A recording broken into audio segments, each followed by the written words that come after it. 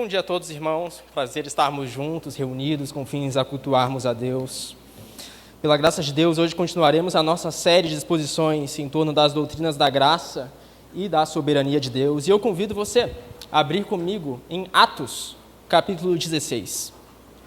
Livro de Atos, capítulo 16.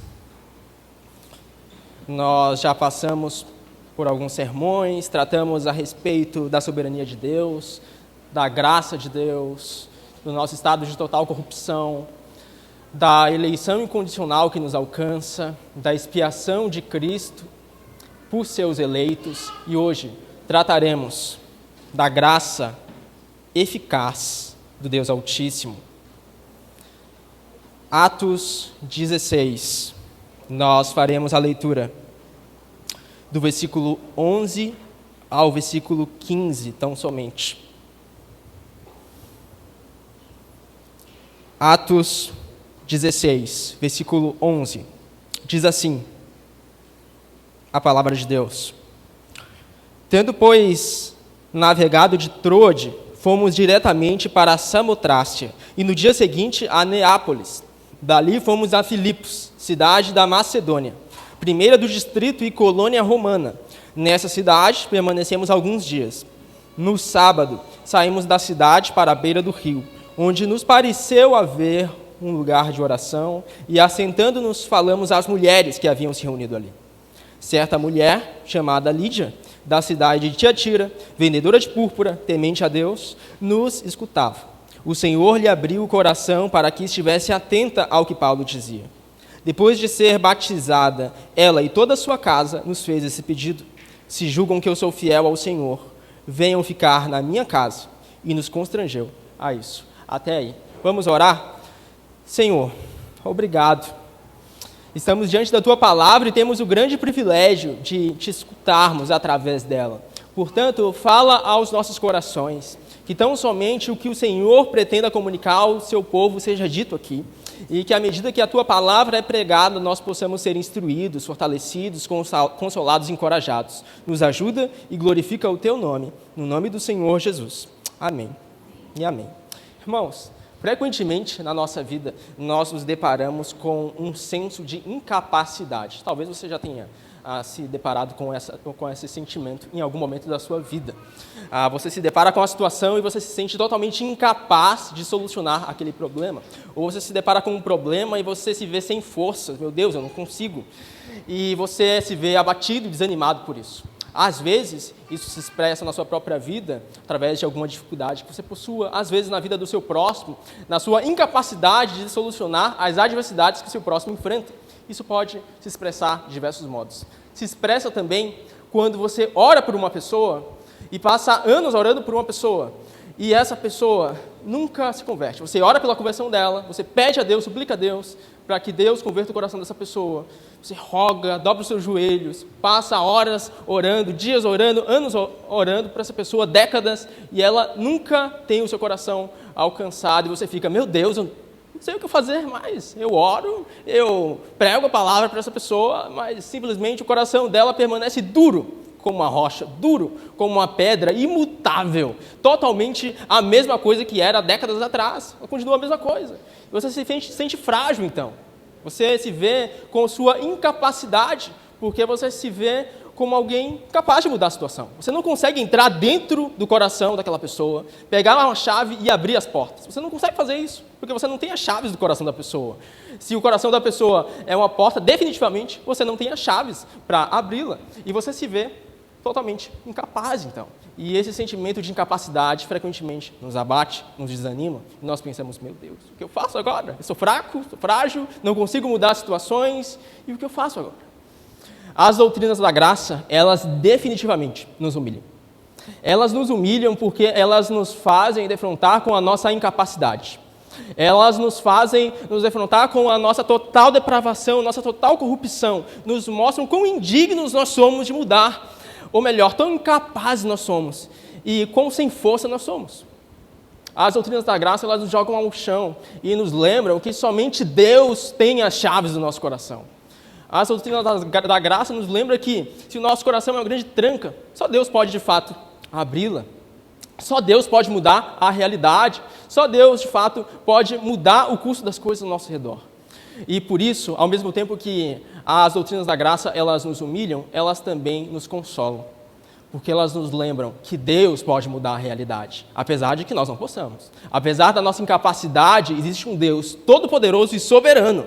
E sim, Ele é capaz de mudar as situações mais improváveis e difíceis que você possa passar. E é por isso que nós vamos falar sobre a soberania de Deus hoje, expressa na sua graça eficaz. No texto que nós lemos hoje, então, e aqui nós vamos dividir o sermão em 4 perguntas. A primeira pergunta que nós faremos é: o que Paulo está fazendo?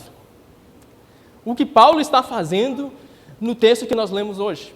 Veja, Paulo, ele era totalmente incapaz, mas ele viu um Deus que é soberano. E nós veremos por quê. Paulo, ele estava em Filipos. E, bom, se você está aqui na nossa igreja há 4 meses, ao menos, você deve saber que nós fizemos recentemente uma exposição na carta aos Filipenses. Nós passamos 3 meses expondo toda a carta de Paulo aos Filipenses. Mas agora nós retornamos um pouco a Filipos, dessa vez no livro de Atos. E Filipos era uma cidade totalmente pagã. E Paulo, quando ele chega a Filipos, ele jamais pensou que chegaria lá, porque ele não desejava pregar em Filipos. Na verdade, Paulo estava em sua 2ª viagem missionária, não era mais a primeira, e Paulo ele desejava pregar o evangelho na Ásia, aquelas regiões do outro lado do Mar Egeu. Filipos estava de um lado do Mar Egeu e a Ásia estava do outro lado do Mar Egeu. E Paulo não sonhava em atravessar o Mar Egeu para pegar na cidade de Filipos. Você vê isso na passagem anterior a que nós lemos hoje, Atos 16, versículo 6. Vamos fazer a leitura rapidamente. Diz assim: e percorreram a região frígio-gálata, tendo sido impedidos pelo Espírito Santo de pregar a palavra na província da Ásia. Chegando perto de Mísia, tentaram ir para a Bitínia, mas o Espírito de Jesus não o permitiu. E tendo contornado Mísia, foram a Troade. À noite, Paulo teve uma visão, na qual um homem da Macedônia estava em pé e lhe rogava, dizendo: passe a Macedônia e ajude-nos. Assim que Paulo teve a visão, imediatamente procuramos a partir para aquele destino, concluindo que Deus nos havia chamado para lhes anunciar o Evangelho. Veja que Paulo não desejava passar a Macedônia, ele queria pregar na Ásia. Só que o que acontece? Deus começa a impedir que o Evangelho seja pregado na Ásia. É isso mesmo que o texto diz, do versículo 6, quando ele diz que impedidos pelo Espírito Santo de pregar a palavra na província da Ásia. E diz de novo no versículo 7, quando ele fala: mas o Espírito de Jesus não o permitiu de pregar na Mísia, também na mesma região da Ásia. Então veja, o Espírito de Jesus impediu que Paulo pregasse o Evangelho na Ásia, porque o Espírito de Jesus estava conduzindo Paulo a pregar o Evangelho em outro lugar, a passar a Macedônia, a atravessar o Mar Egeu, algo que ele nunca havia pensado. Veja que Paulo era incapaz. Ele era incapaz até de saber para onde Deus, de fato, o queria levar. Ele estava preparado para pregar na Ásia. Ele não sabia que teria que atravessar o Mar Egeu. Ele não foi preparado para isso. Ele não foi com um mapa, com um plano bem elaborado de para onde ir. Ele simplesmente obedeceu. Paulo obedeceu a Deus. E à medida que Paulo obedecia a Deus, ele ia sendo orientado por Deus para onde pregar. Então veja que Paulo ele tinha pouca força, pouca capacidade. Ele realmente não tinha traçado uma rota ou um plano. Não era a respeito da capacidade de Paulo ou do que Paulo estava realizando no fim das contas, mas sim o que Deus estava realizando através de Paulo. E Deus pretendia manifestar a sua graça eficaz através de Paulo em toda a Macedônia. E aqui, interessante dizer que Filipos está na Macedônia. E Filipos é uma das principais cidades da Macedônia. Então, o que Paulo faz? Ele vai a Troade, um porto na Ásia. Ele pega um navio a partir de Troade. Ele vai para um barco em Troade. Ele vai para a ilha de Samotrácia, que fica no meio do caminho entre a Ásia e a Macedônia. De Samotrácia, que é uma ilha, ele vai para Neápolis, que é o porto da Macedônia, um dos principais portos de lá. E de Neápolis ele vai para Filipos e ali passa alguns dias. É isso que os 2 primeiros versículos do texto inicial que nós lemos diz. Atos 16, versículo 11, diz assim: tendo, pois, navegado de Troade, fomos diretamente para a Samotrácia, e no dia seguinte a Neápolis. Dali fomos a Filipos, cidade da Macedônia, primeira do distrito e colônia romana. Nessa cidade permanecemos alguns dias. Irmãos, Paulo jamais pensaria que estaria em Filipos pregando o evangelho. Paulo realmente não tinha sabedoria, ou melhor, conhecimento suficiente para saber para onde Deus o pretendia conduzir. Paulo simplesmente estava obedecendo. Paulo, ele era caracterizado pela obediência. E porque ele era caracterizado pela obediência, ele pôde ser instrumento de Deus, não somente para receber graça eficaz, mas também para transmitir graça eficaz a outras pessoas. E especificamente agora, na Macedônia, em Filipos. E veja, Paulo, ele se vê com sua incapacidade não uma vez, mas duas vezes, porque agora Paulo chega em Filipos e ele tenta aplicar o seu método missionário. E o seu método missionário ele é totalmente frustrado. Numa primeira leitura, talvez isso passe desapercebido, mas o método missionário de Paulo era bastante simples. Assim que ele chegava numa cidade, para passar alguns dias, ele procurava um grupo de pessoas que se reuniam numa sinagoga, que normalmente era formado por pelo menos 10 homens, e ali ele encontrava dois grupos de seu especial interesse, judeus da dispersão e gentios que adoravam o Deus de Israel. Eram os dois grupos que caracterizaram o centro do interesse do apóstolo Paulo em toda a sua vida missionária. Mas o que acontece? Ele tenta aplicar isso em Filipos. Ele busca uma sinagoga, mas ele se vê frustrado, porque simplesmente não existe sinagoga em Filipos. E simplesmente ele não encontra ao menos 10 homens adorando a Deus, ao Deus de Israel, que possam formar uma sinagoga. Ele encontra o quê? Mulheres. Mulheres adorando numa sinagoga? Não, porque naquela época mulheres não podiam formar uma sinagoga sem que houvessem pelo menos 10 homens. Ele encontra mulheres num lugar que o escritor chama de lugar de oração.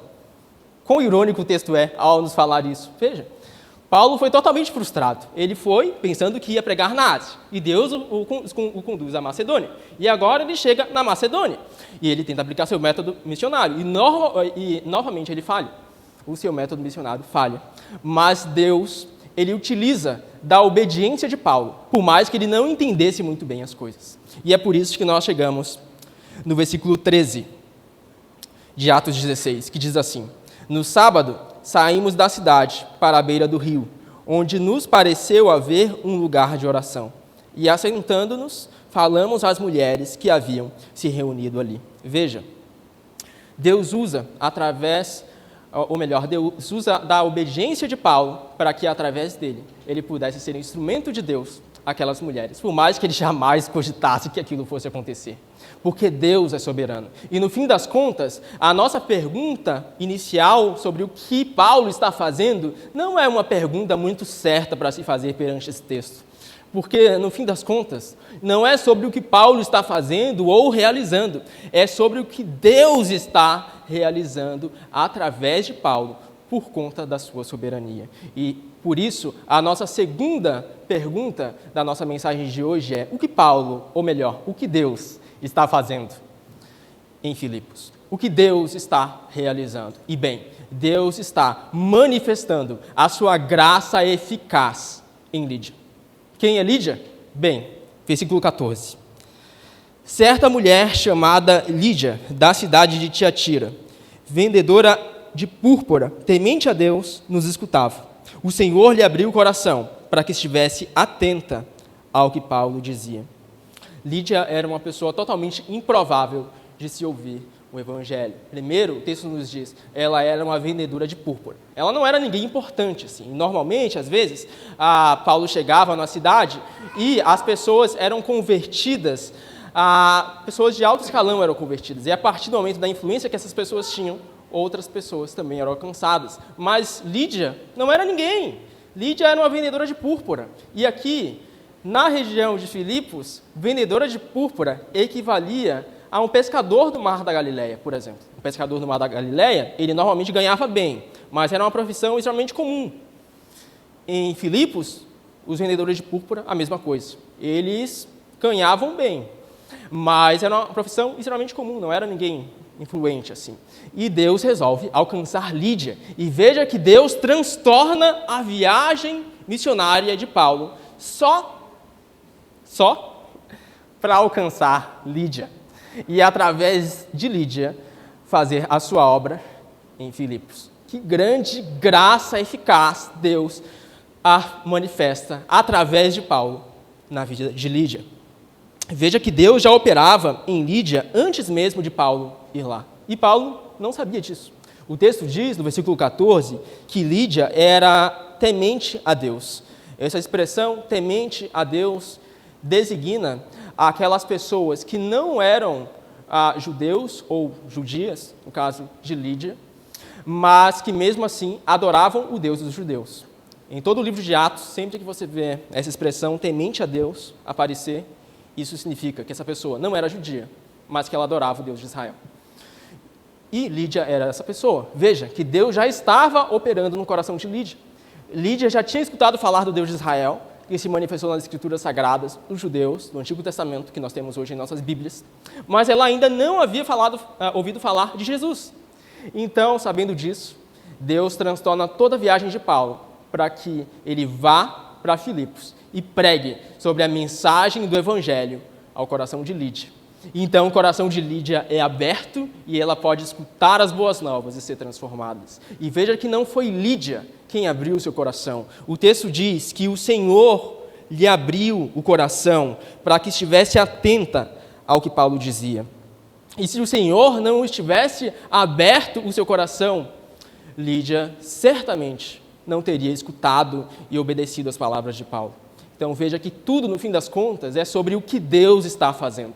Deus estava operando através de Paulo em Lídia e através de Lídia em toda a cidade de Filipos e até da Macedônia. Que grande graça eficaz Deus manifesta. É consolador saber que nós não podemos embaraçar a obra de Deus. Apesar de toda a limitação de Paulo, apesar dele ser incapaz de aplicar o seu método missionário, incapaz de saber para onde ia, apesar de quem ele era, ele não podia embaraçar a obra de Deus. Ele não podia embaraçar aquilo que Deus pretendia fazer nele e através dele. Veja que Paulo, apesar de sua limitação, de sua pouca capacidade, era instrumento de Deus, porque Deus é soberano. Isso não vem de Paulo, mas é a glória dele manifesta na vida de pecadores. Conta-se uma história de um pregador muito famoso que foi chamado a pregar numa cidade condenada à destruição.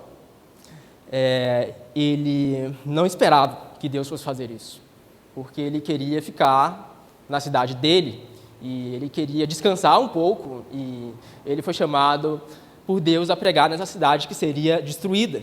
E ele ficou revoltado com isso, porque aquela cidade que seria destruída era caracterizada por imoralidade, era caracterizada por maus hábitos, por falsas doutrinas, por culto aos falsos deuses, por sacrifício de crianças. Ele definitivamente não queria pregar naquela cidade, porque ele pensou assim: meu Deus, como que eu vou pregar na cidade onde as pessoas são totalmente pagãs? Tem certeza que o Senhor está me chamando para isso mesmo? Então, o que o pregador faz? Bem, ele pega um barco e ele vai na direção contrária. Ele não vai para Nínive, ele vai para Tarsis. E o que acontece com o Jonas? Bem, o que acontece com o Jonas é algo bastante irônico. Ele se pega no meio de uma tempestade e aquelas pessoas que estavam no barco resolvem sacrificar Jonas. Resolvem pegar ele e jogar dentro do mar, para que assim, eles pensavam, assim a tempestade fosse acalmada. Então é melhor Jonas morrer, e só Jonas morrer, do que todo mundo do barco morrer. Então, Jonas é jogado no oceano. E naquele momento Jonas pensa: pelo menos eu vou me livrar da minha missão de pregar o evangelho naquela cidade. Mas não é isso que acontece, porque os planos de Deus eles não podem ser frustrados. Ninguém pode embaraçar a obra de Deus. E o que acontece? Acredite se quiser, um grande peixe. Que grande peixe era esse? Não me pergunte, eu não sei. Talvez uma orca, quem sabe? Um grande peixe engole Jonas. E Jonas fica vivo lá dentro daquele grande peixe. Sim, inteiro, intacto, por completo. E lá dentro do grande peixe, ele começa a orar a Deus: Senhor, eu reconheço que o Senhor é soberano e os teus planos não podem ser frustrados. E depois de 3 dias e 3 noites, então, Jonas, ele é vomitado do grande peixe e humilhado, de cabeça baixa. Dessa vez ele diz: tudo bem, Senhor, eu vou fazer o que o Senhor pretende fazer. Mas Jonas ainda estava amargurado. Mas o grande ponto é, Jonas vai para Nínive, e Jonas prega em Nínive, e os ninivitas se convertem, os corações deles são transformados, e muitas pessoas que sacrificavam crianças, elas se convertem ao Senhor e largam seus falsos deuses. Muitas pessoas que eram dadas em imoralidade, elas se convertem ao Senhor e passam a adorar o Deus Altíssimo. E o que acontece com Jonas? Ele fica revoltado, porque ele ainda não tinha se convencido por aquilo, mas ele foi um instrumento de Deus para proclamar o Evangelho, mesmo que, apesar do seu desânimo. Veja, os planos de Deus não podem ser frustrados, mesmo com Jonas no meio do caminho, porque Deus é soberano. E quando a graça eficaz pretende alcançar alguém, essa graça certamente alcançará. E nada, coisa alguma, pode resistir à graça eficaz de Deus. Não existe barreira alguma que possa resistir à graça eficaz de Deus quando Ele pretende alcançar os ninivitas. Não existe barreira alguma que embargue ou embarace o agir de Deus quando Ele pretende alcançar Lídia. Porque Deus é soberano e Ele manifesta a sua graça eficaz quando quer, em quem Ele quer e onde Ele quer. Por isso, a terceira pergunta que nós podemos nos fazer hoje é: o que aconteceu com Lídia? Nós vimos que Paulo foi um instrumento para transmitir graça eficaz, que Lídia foi alvo dessa graça eficaz. E bem, o que acontece com Lídia quando ela é alcançada por essa graça eficaz? Lídia é totalmente transformada. Lídia é totalmente mudada por completo. Versículo 15. Depois de ser batizada, ela e toda a sua casa nos fez esse pedido: se julgam que eu sou fiel ao Senhor, venham ficar na minha casa. E nos constrangeu a isso. Veja, a graça eficaz alcançou o coração de Lídia, e Lídia foi totalmente vivificada. Ela não permaneceu igual, porque não há alguém que seja chamado à mesa do mestre e continue o mesmo. Todos aqueles que são alcançados pela graça eficaz de Deus, eles são transformados. Os ninivitas, eles largaram a imoralidade. Lídia foi batizada. Versículo 15 diz que Lídia ela foi batizada. E por que ela fez isso? Porque ela reconheceu que Deus a tinha alcançado, tirado das trevas. Cristo tinha vertido o seu sangue na cruz e agora ela não existia mais, ela tinha morrido. E agora existia uma nova Lídia, uma nova criatura que vive agora pelo Espírito. Então, pelo batismo, Lídia expressa isso publicamente. Veja que o batismo é uma expressão exterior do que havia acontecido no coração de Lídia. Lídia ela não é batizada para ser salva. Lídia ela é batizada porque foi salva. Então, a partir do momento que ela é salva e é alcançada, ela expressa isso a todos, através do simbolismo do batismo, que simboliza o que Cristo efetuou por ela. Cristo se entregou na cruz por ela, e por isso Lídia pôde morrer. Mas Cristo ressuscitou, e agora Lídia pode viver em uma nova vida. Então, veja que essa é a primeira consequência da graça eficaz em Lídia. Ela é batizada.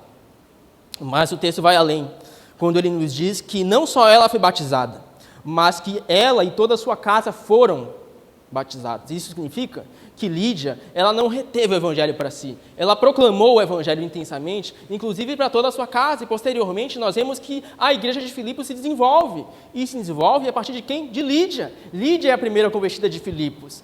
E outras pessoas o foram porque Lídia continuou anunciando o evangelho intensamente a todas as pessoas ao seu redor. Porque ela foi alcançada pela graça eficaz de Deus. E agora ela não podia guardar esse presente só para ela. Ela queria, como Paulo, ser um instrumento de Deus para transmitir graça eficaz a outros também. Porque a partir do momento que a graça eficaz nos alcança, nós não guardaremos esse tesouro num baú e deixaremos dentro da nossa casa no cantinho. Mas não, nós iremos e compartilharemos desse tesouro com outras pessoas também, para que elas também possam ser enriquecidas pela graça eficaz de Jesus Cristo. E é isso que Lídia faz. Ela prega o evangelho e prega intensamente. Mas o texto vai além. Versículo 15 nos diz que Lídia e toda a sua casa fizeram esse pedido: se julgam que eu sou fiel, venham ficar na minha casa. E nos constrangeu a isso. Veja, Lídia é batizada, Lídia passa a evangelizar, mas ela também passa a servir, e a servir intensamente com tudo que ela possui. Bem, ela tinha uma casa que possivelmente era uma boa casa, porque ela era uma vendedora de púrpura e ganhava bem, e ela passa a utilizar aquilo para exercer a sua hospitalidade. Ela passa a servir a Deus com aquilo que Deus a concedeu. Ela passa a servir intensamente com tudo que Deus legou a ela.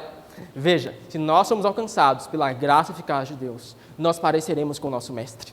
E o nosso Mestre, o Senhor Jesus, ele viveu servindo intensamente. E se o nosso Senhor serviu intensamente, proclamando a glória de Deus Altíssimo, o que seus servos também não fariam, imitando o Mestre? Jesus tomou a cruz para que nós pudéssemos ser resgatados. E se nós somos alcançados pela graça eficaz de Deus, pela cruz de Jesus, nós também podemos ser transformados e tomarmos a nossa cruz e vivermos rumo ao Calvário. Veja, a graça eficaz transformou Lídia por completo, assim como transformou também os ninivitas. A nossa pergunta final, mas antes da pergunta final, eu tenho de lembrar de um alto oficial da Etiópia, que é muito marcante na história bíblica. Um alto oficial da Etiópia, num certo dia, ele ouviu sobre o Deus dos judeus, mas ele não era um judeu, ele era um alto oficial da Etiópia, e Etiópia não é Israel, então o alto oficial não era um judeu.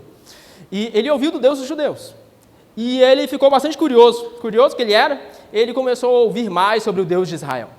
E ele ficou tão interessado, esse alto oficial, que ele começou a buscar saber mais sobre o Deus de Israel. Ele ficou sabendo que em Jerusalém se realizavam festas anuais religiosas. E ele, inclusive, foi a Jerusalém para participar dessas festas que ocorriam lá. E, no caminho para Jerusalém, ele resolve, curioso que ele era, interessado que ele estava no Deus de Israel, ele resolve comprar um manuscrito do profeta Isaías, que, por sinal, era bastante caro. Naquela época, um manuscrito feito de pergaminho era muito caro, e só pessoas de condição podiam ter em sua própria casa um pergaminho do profeta Isaías. Então, por ser um alto oficial, ele pôde comprar aquele manuscrito.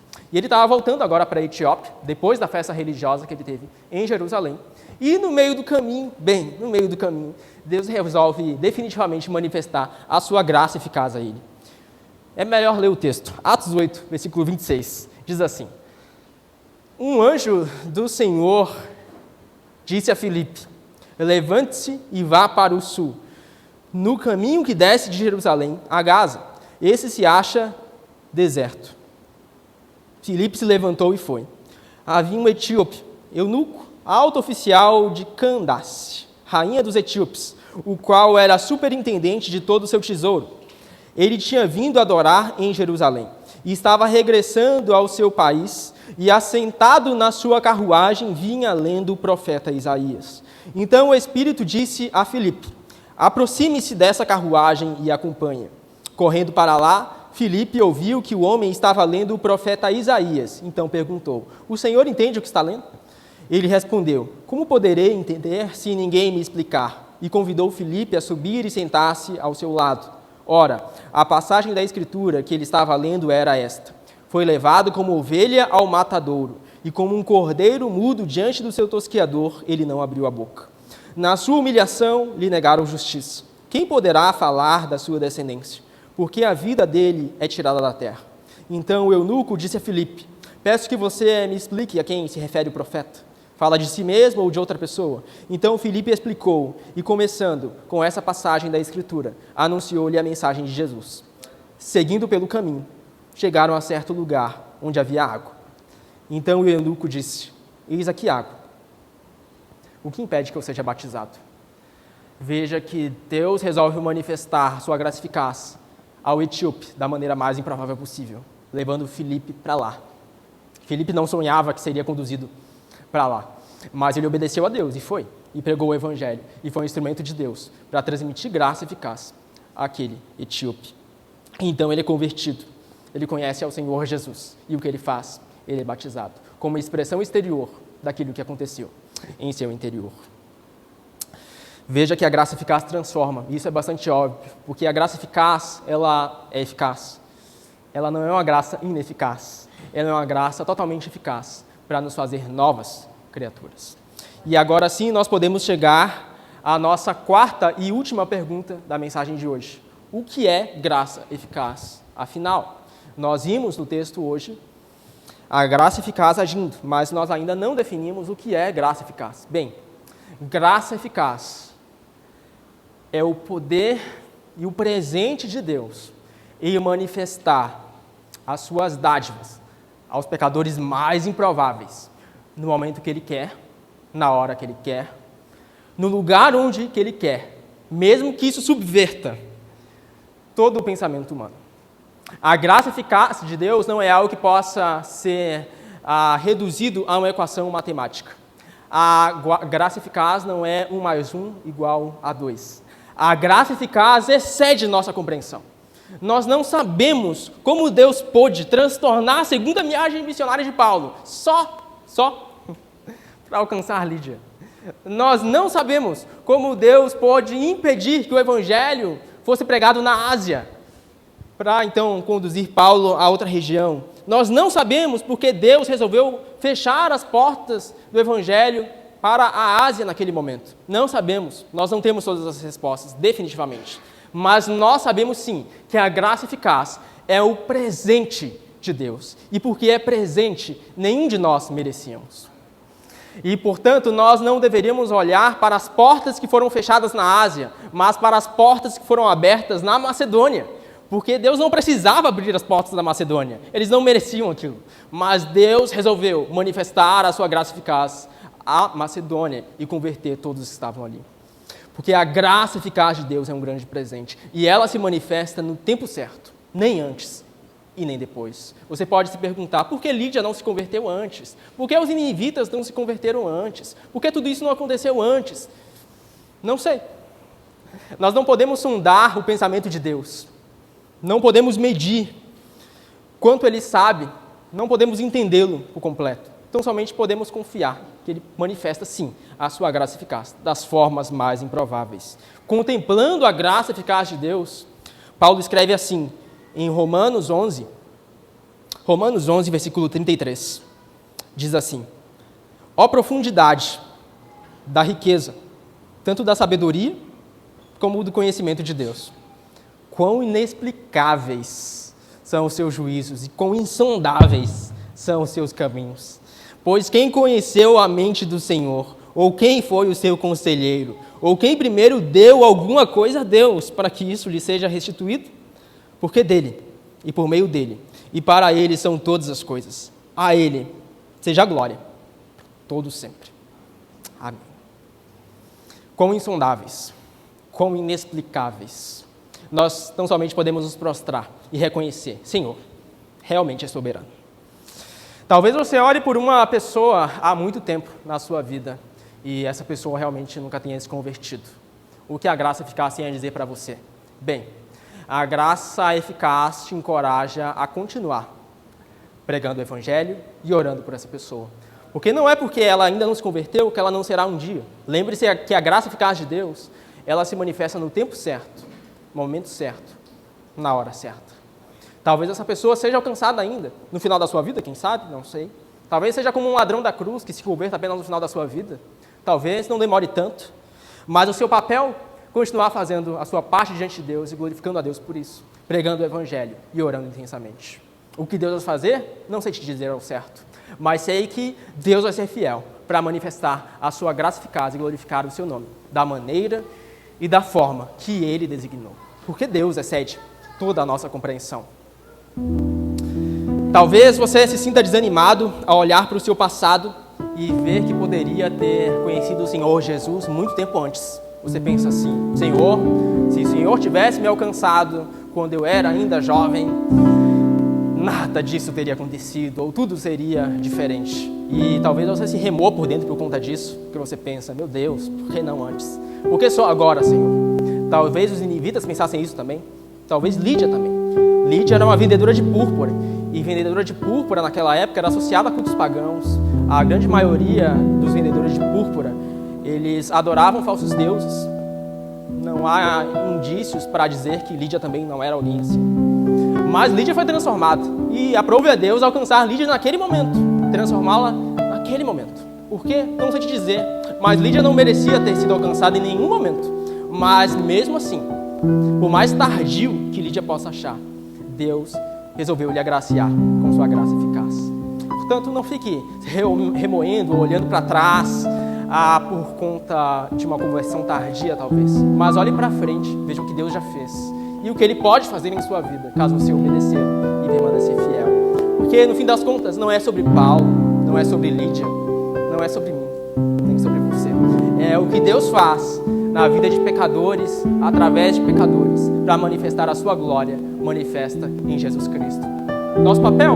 Obedecer, nada mais do que isso. Obedecer a sua palavra e seguir fiel. E o que ele vai fazer? Bem, eu também não sei te dizer o que ele irá fazer, mas eu sei te dizer que ele permanecerá fiel.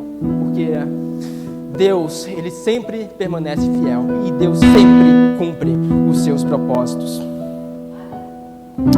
Talvez a graça eficaz de Deus, ela tenha te alcançado e você não saiba muito bem o que fazer agora. Ok, Senhor, eu entendo que o Senhor me chama, eu entendo que o Senhor requer de mim uma entrega por completo, mas eu não sei muito bem qual seria o próximo passo. Eu sei que eu devo te obedecer, mas eu não sei muito bem como eu posso fazer isso. Bem, o texto que nós lemos diz que nós devemos gerar frutos exteriores do que Deus opera em nosso coração. Se Deus opera em nosso coração, nós devemos manifestar isso exteriormente. Lídia fez isso através do batismo. Talvez você ainda não seja batizado ou batizada, e talvez Deus te chame a isso, a expressar exteriormente o que Deus operou no teu interior. Talvez você já seja batizado e já seja há muito tempo, por sinal. Talvez você já seja até membro da nossa comunidade, com a maioria que são. E Deus te chama a continuar fiel, obedecendo ao Senhor e sendo conduzido por Ele aonde Ele te chama. Porque Deus é fiel para te conduzir precisamente onde Ele pretende te conduzir. Deus é fiel para cumprir os planos soberanos dEle em tua vida. E por mais que os caminhos possam parecer tortos e estranhos às vezes, e às vezes você se sinta confuso, meu Deus, para onde o Senhor está me levando, afinal, pode ter certeza que a graça eficaz, ela certamente cumpre o seu propósito em cada um de nossos corações. Por fim, devo dizer que graça eficaz não é uma força abstrata. Fica estranho usar toda hora a terminologia graça eficaz. Nós podemos dizer que a graça eficaz é o poder de Jesus. O poder de Jesus que se manifesta na salvação de pecadores como a mim, como você. A graça eficaz só é possível porque Jesus se entregou na cruz do Calvário. Se entregou na cruz do Calvário e deu seu próprio sangue por mim e por você. Para que, se nós confiarmos nessa obra redentiva da cruz, nós pudéssemos agora morrer para nós mesmos e viver para Cristo. Porque Jesus não continuou morto, Ele ressuscitou, está sentado à direita de Deus e intercede por nós. E Ele vai voltar mais uma vez, e vai voltar para buscar todos aqueles que confiam no seu nome e o obedecem fielmente. A graça eficaz é o amor de Jesus, por mim e por você. Que possamos confiar no amor de Jesus e assim viver, transbordando da sua graça soberana, e sejamos assim uma comunidade de servos, proclamando o Evangelho do Reino. Amém? Vamos orar? Eu te convido a se colocar de pé e a orar comigo. Vamos pedir a Deus que Deus nos ajude a sermos obedientes, pois nem sempre é fácil ser obediente, mas que pela sua graça eficaz, Deus possa tratar dia a dia seu coração e nós possamos viver dia a dia para Ele. Vamos orar. Senhor, obrigado. Nós não merecemos a sua graça, mas o Senhor enviou o teu Filho para descer às profundezas da terra. Nós muitas vezes nos encontramos em oceanos profundos, mas o teu Filho desceu aos oceanos ainda mais profundos para nos tirar de lá. E Ele fez isso por amor de nós. E porque Cristo nos amou tanto assim, nós podemos ser tirados das profundezas da terra e sermos conduzidos à tua luz. Portanto, obrigado pela tua graça soberana. Nos ajuda a confiarmos no Senhor, a olharmos para a obra de Jesus. Porque no fim das contas, não é sobre o que nós fazemos ou podemos fazer, é sobre o que o Senhor faz, apesar da nossa fraqueza. Para que se veja de um modo claro, de um modo nítido, que o poder provém de ti, não de nós. Provém então somente da tua graça soberana e eficaz, do teu gracioso amor. Portanto, nos ajuda a confiar em ti e a te obedecer. Nos dá a orientação, que possamos refletir exteriormente aquilo que o Senhor tem operado no nosso coração, dentro de nós. Por isso nos transforma, nos compele a Ti e nos vivifica. Nos enche do Teu Santo Espírito e nos ajuda a simplesmente obedecer. Por mais difícil que seja o caminho, por mais difícil que sejam os obstáculos, por mais que hajam lágrimas no meio de tudo isso, nos ajude a Te obedecer, Senhor, pela Tua graça, pelo amor de Jesus, que hoje nos alcança e nos chama a Ti. Faz a Tua obra e glorifica o Teu santo nome, no nome de Cristo. Amém e amém.